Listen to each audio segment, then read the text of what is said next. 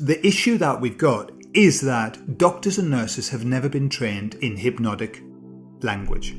They've never been trained how to avoid dramatic language. Okay?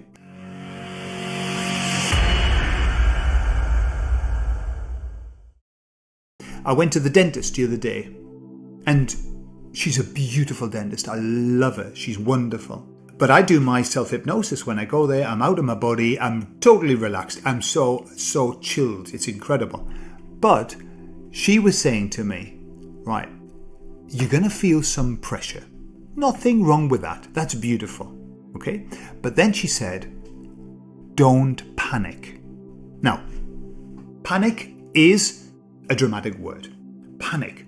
And she said, don't. Now, the problem with that is, what I've got to do to not panic is I've got to go inside and access panic. To know what panic is, to then know what I don't have to do.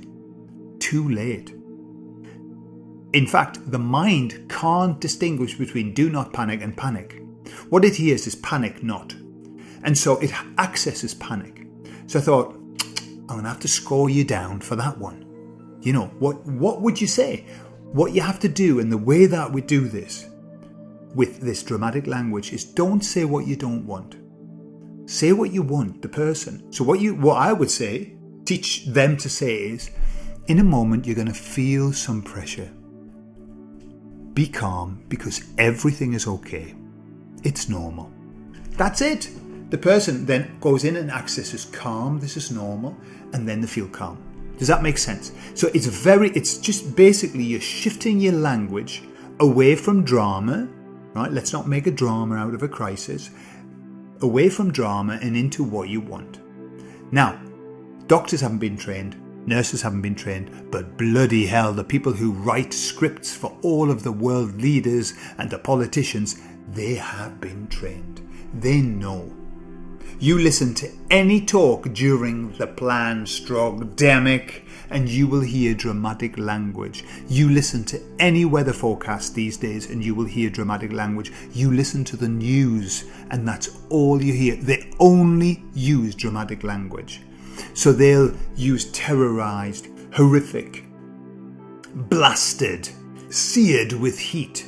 They just use any extreme language. And what does that do? Well, if we're going to be blasted with heat, we have to go in and imagine what that blast is going to be like. Once you've imagined it, two things happen. You start creating it, but also you create the expectation. They're creating the expectation. If you go into a room, right? In fact, you can do this with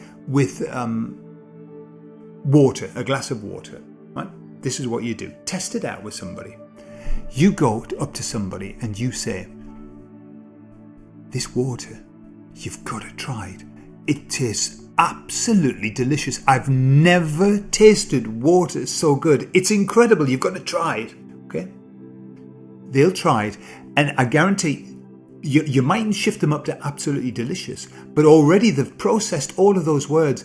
Their taste buds are prepared to taste something delicious. And so what they do is they'll go, well, I wouldn't say delicious, but hey, it's quite nice.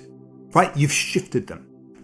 Then you try with somebody else exactly the same water and you go up and you go, oh my God, you've got to try this. It's disgusting. The water tastes horrible. It's like off. It's like got this horrible taste. Have a taste. And they'll go, the face is already prepared. They'll go, I don't really want to taste it. Taste it. Honestly, but just a sip because it's horrible. And they'll go, oh, it's got that horrible. You have used hypnosis, right? Exactly from the same baseline of water, you can get people to have different reactions. It's the same. You do it with heat. Walk in and go, oh my God, it's so hot, it's so hot. Honestly, it's unbearable. This heat is so horrible, horrible, horrible. To people who are asleep, they go, I know, oh God, oh, let's put that fan on. Okay? But if you go into the same room, same temperature, and you say, do you know, I've noticed that the temperature's quite low. It's like dropped. It wasn't, it was hot before, but it's not now. You know, I feel quite relaxed. They'll go, yeah, it's not as bad now. Okay? I'm still hot, but yeah, it is not bad. You can move people's perception just by the way you talk to them. Now, do you think that the people who have all of the money and all of the power, they don't know that? Of course they know that. They use the language hypnosis all of the time. So can you, but for the good. When you talk to your friends, always shift the language. Check your language when you talk to yourself. Look, if you were a drama queen, and that's, men can be drama queens, stop it now. If you hear yourself saying, but it's devastating, I'm devastated, my heart is broken, this is over, life, honestly, I can't bear it. Dramatic language. Stop doing that. Don't do it, because it affects you deeply and dearly. What you do is, my heart is broken. Well, I've noticed that I'm feeling a bit sad these days.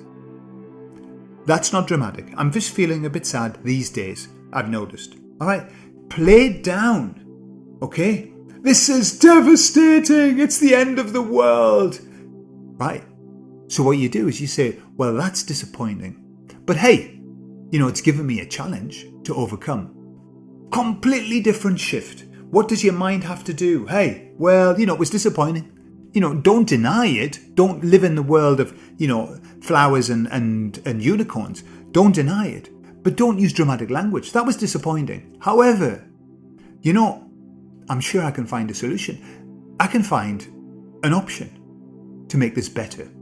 That is the way that we start to talk to ourselves. Leaving out the dramatic language. If you want to be a drama queen, you're going to live in a world of drama. But if you want to feel better, if you want to sort your shit out, and I know you want to sort your shit out, many of you, start by the way that you talk to yourself. Avoid dramatic language. Start using nice language. Positive, upbuilding. It's going to be okay. Yeah? Avoid all of those horrible words and choose new words. You may have to change a lot of your vocab. That's fine. We change all the time. That's what life's all about. Okay, there you are. I hope that's helpful. I love you all, and I'll speak to you all soon. Bye-bye.